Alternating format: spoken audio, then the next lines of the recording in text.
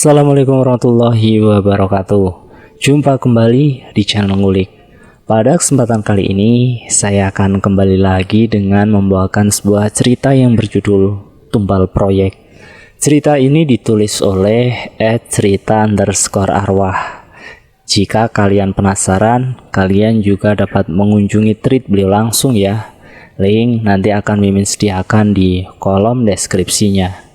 Oh iya, sebelumnya Mimin meminta tolong nih, tolong bantu subscribe channel baru Mimin ini ya, supaya Mimin semakin rajin lagi upload video di channel baru ini. Yuk, daripada kita lama-lama langsung saja kita masuk dalam ceritanya. Bismillahirrahmanirrahim.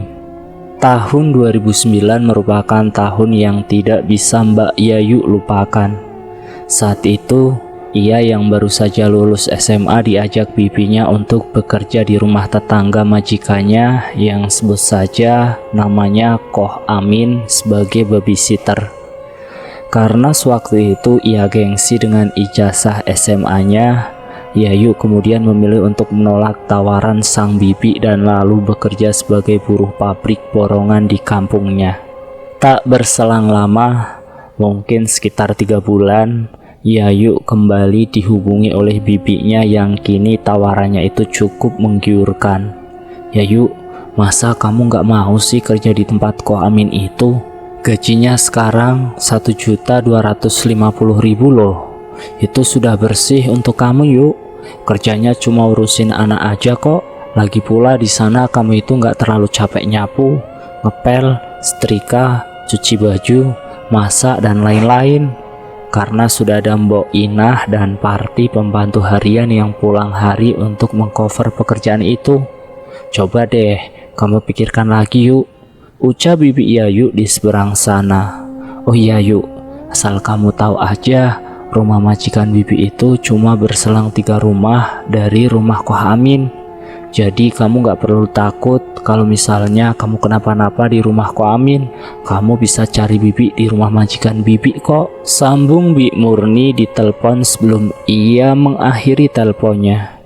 Mendengar gaji berikut pekerjaannya yang hanya mengurus anak kecil, rupa-rupanya membuat Yayu cukup tergiur kali ini. Ia membandingkan pendapatannya di kampung dan di kota sebagai babysitter bisa 2 kali lipatnya. Yayu pun berpikir jika ia tinggal dekat dengan bibinya, jadi kalaupun ada apa-apa ia bisa dengan mudah menemui sang bibi. Singkat cerita, di akhir bulan November, akhirnya Yayu menerima ajakan dari Bi Murni. Ia lalu dijemput oleh Bi Murni di terminal dan sehari dibawa menginap di rumah majikan sang bibi. Begitu Yayu sampai di klaster perumahan elit kawasan Kelapa Gading, mata Yayu terpana melihat sejauh mata memandang perumahan mewah bergaya Eropa klasik dengan pilar-pilar besar di sekelilingnya.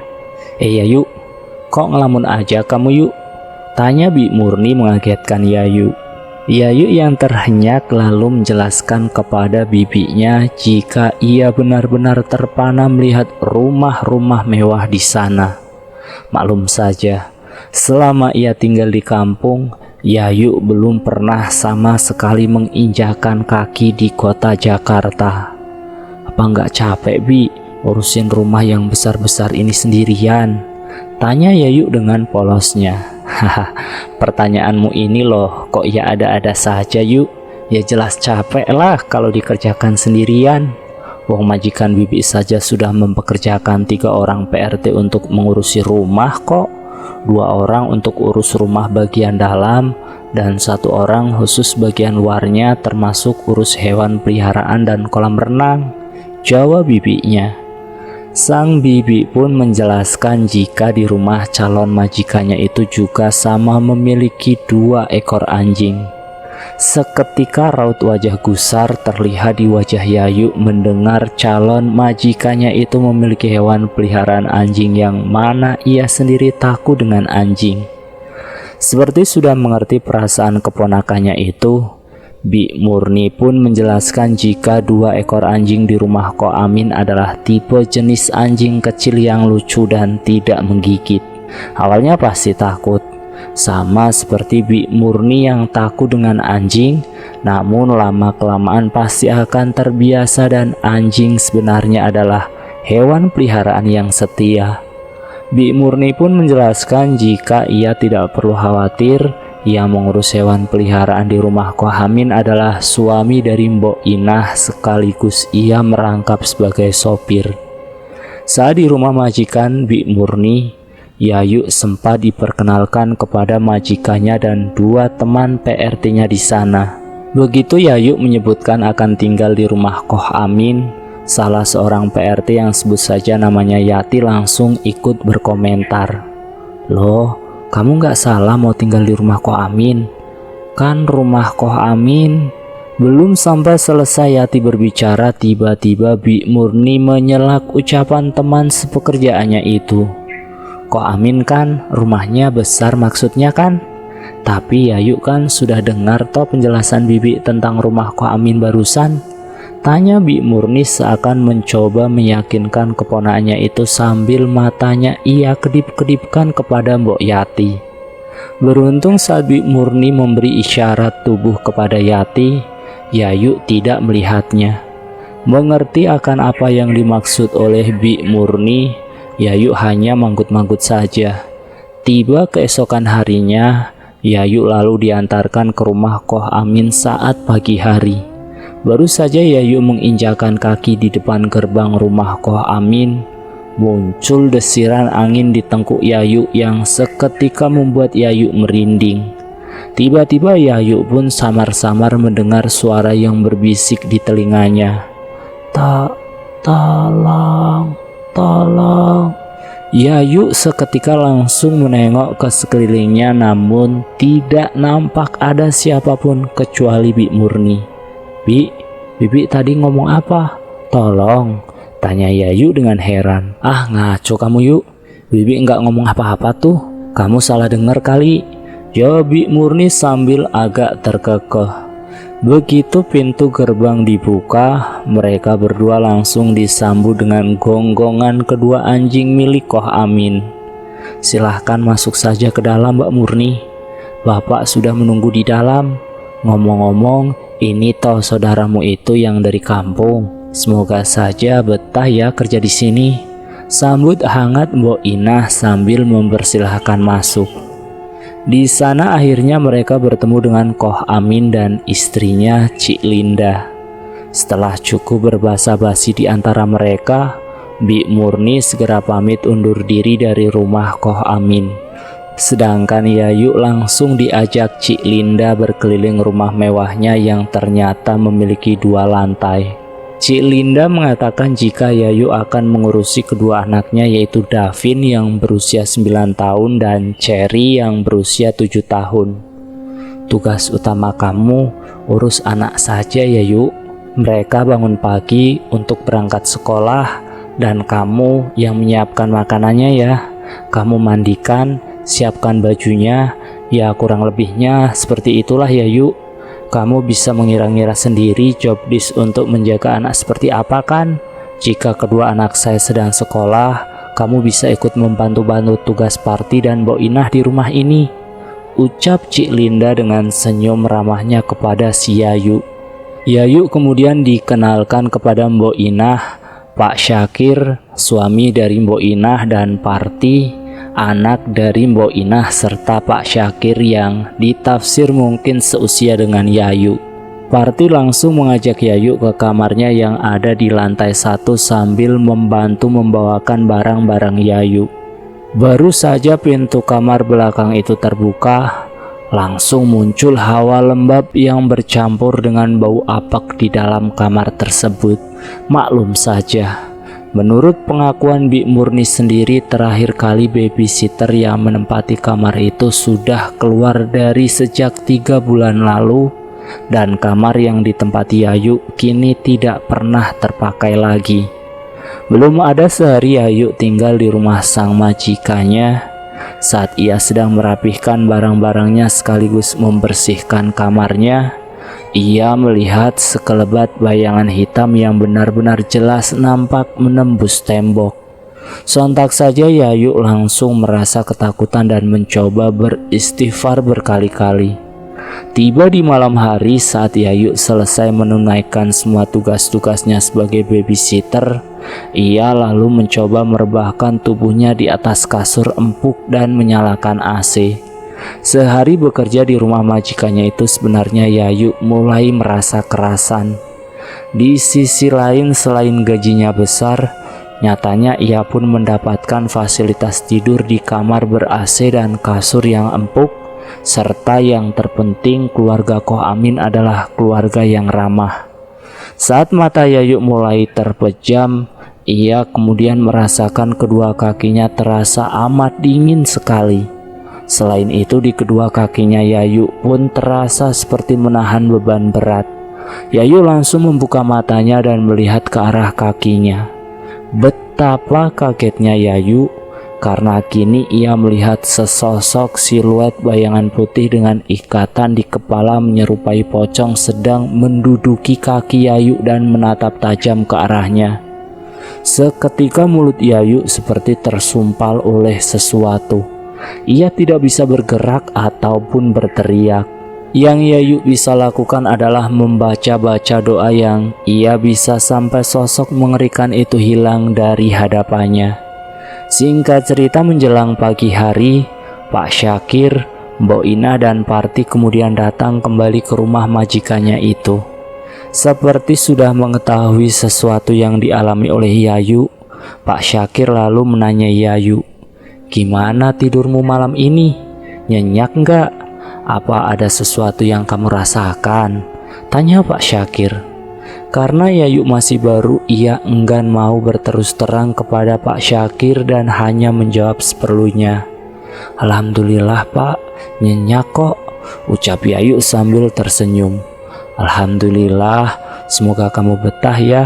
Kasian, soalnya kan Den Davin sama Non Cherry, ia masih perlu babysitter yang bisa standby di rumah untuk menemani dan menjaga mereka. Karena Koh Amin dan Cik Linda ini pebisnis yang sering pergi keluar kota," jawab Bu Inah. Sesudah kedua anak majikannya itu berangkat ke sekolah, Yayu lalu berinisiatif untuk ikut membantu Parti yang sedang menyapu halaman depan dan menyirami tanaman milik majikannya. "Yayu, Yayu, sini Yayu, tolong saya." Terdengar suara orang memanggil namanya dengan suara menggema. Ia segera menjawab panggilan tersebut dan berlari masuk ke dalam rumah. Dari luar, Parti heran melihat Yayu yang tiba-tiba berlari ke dalam, padahal Parti sendiri yang saat itu berdiri dekat Yayu tidak mendengar ada yang memanggil namanya. Tak lama Yayu kembali keluar seperti keheranan. "Loh, kok aneh ya? Tadi seperti ada yang memanggil saya," ucap Yayu. Raut wajah Parti mulai agak berubah cemas. Namun ia seolah acuh dengan ucapan Yayu. "Enggak kok, aku enggak dengar apa-apa. Mungkin kamu salah dengar aja kali," jawab Parti. Kini tak terasa 1 minggu sudah Yayu bekerja di rumah sang majikannya itu. Sebenarnya dalam kurun waktu 1 minggu itu, Yayu seringkali merasa dirinya seperti diikuti oleh bayangan seseorang. Namun ketika ia menoleh ke belakang, tidak ada siapapun yang ada di balik punggungnya. Saat malam hari pun Yayu merasa tidurnya tidak pernah nyenyak. Selalu saja ia merasa ada yang memperhatikannya dan tak jarang pula ia sampai diberi mimpi menyeramkan didatangi sesosok pocong yang pernah menduduki kakinya. Selama seminggu itu semua ketakutan yang Yayu rasakan hanya ia pendam sendiri.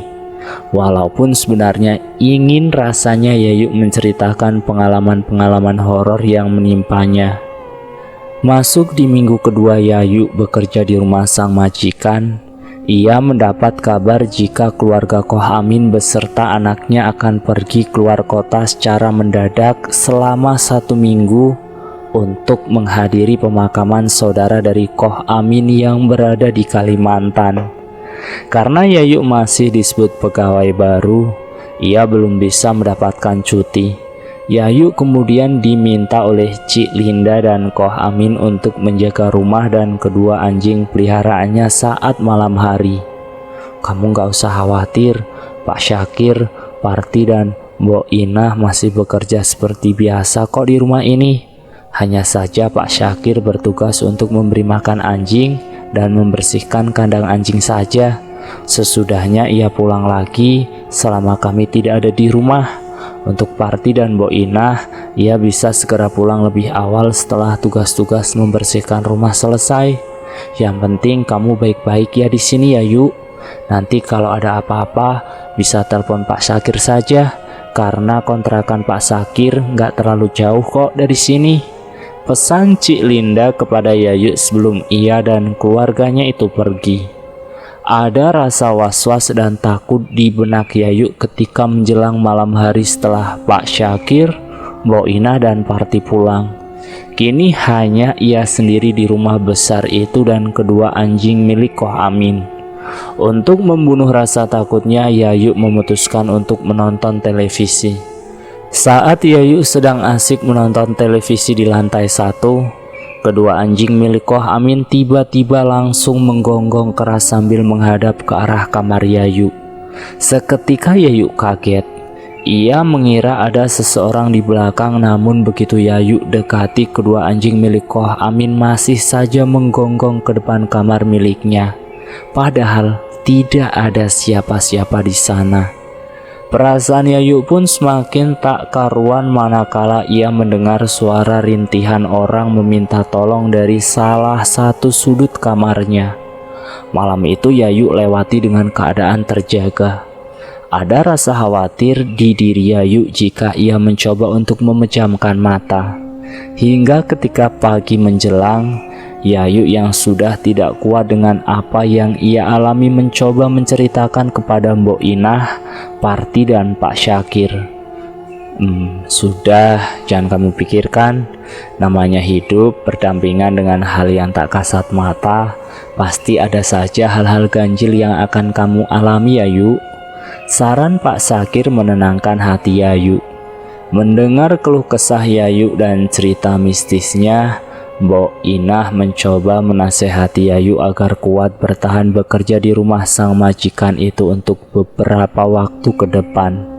Sempat terbersit rasa ingin pulang kampung kembali karena ia tidak kuat dengan kesan horor di rumah sang majikan ketika malam hari. Beruntunglah masih ada keluarga Pak Syakir yang menenangkan perasaan Yayu. Di hari itu karena Yayu yang semalaman terjaga membuat ia tidur lebih cepat setelah ia menunaikan sholat Isya. Namun ia terbangun manakala ia kembali merasakan kedua kakinya berat dan terasa dingin. Seperti yang sudah terjadi, kini ia kembali melihat sosok pocong yang masih menduduki kaki Yayu. Tolong aku. Jiwaku masih terkubur di rumah ini. Yayu yang saking ketakutannya ia mencoba memejamkan matanya sampai ia benar-benar lelap tertidur. Singkat cerita, di pagi harinya Pak Syakir bertanya kepada si Yayu, "Kamu masih digodain penghuni di sini ya?" Dengan menangis sesenggukan, Yayu kemudian menceritakan ulang kejadiannya. Ia ditampakkan sosok pocong di rumah itu, tepatnya di kamar Yayu. "Baiklah, sekarang saya akan jelaskan siapa sosok pocong itu," jawab Pak Syakir yang kemudian membuat bulu kuduk Yayu berdiri. Dulu saat pembangunan rumah ini, pernah ada seorang tukang bangunan yang meninggal karena terjatuh dari lantai 2. Kala itu Koh Amin dan keluarganya memang tidak merasa ada sesuatu yang buruk yang akan terjadi karena mereka menganggap itu hanya kecelakaan kerja biasa. Namun begitu Koh Amin menempati rumah itu, mulai ada banyak gangguan mistis sampai membuat kedua anak Koh Amin sakit-sakitan. Menurut kepercayaan Koh Amin yang beragama Buddha, ia memanggil seorang biksu yang melakukan ritual doa-doa di rumah tersebut. Sejak saat itu keluarga Koh Amin sudah tidak pernah diganggu lagi. Namun kini giliran para pembantunya yang kena teror.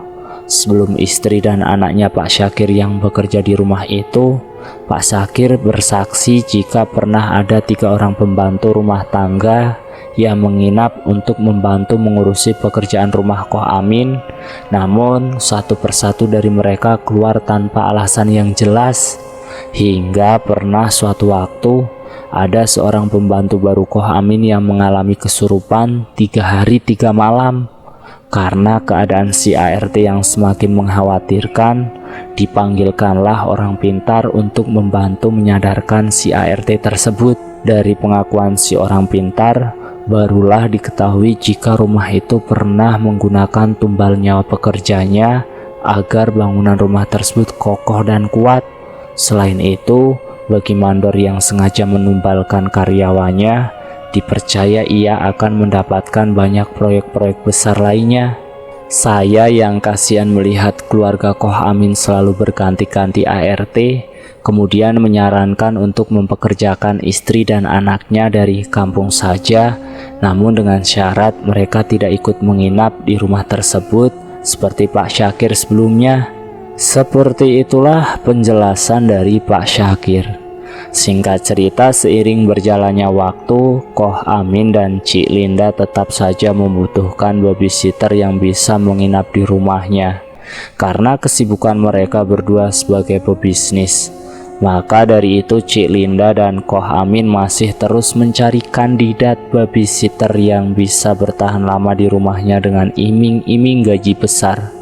Namun nyatanya gaji besar pun tidak cukup membuat para babysitter itu bertahan lama. Mendengar hal tersebut membuat nyali Yayu bertambah menciut.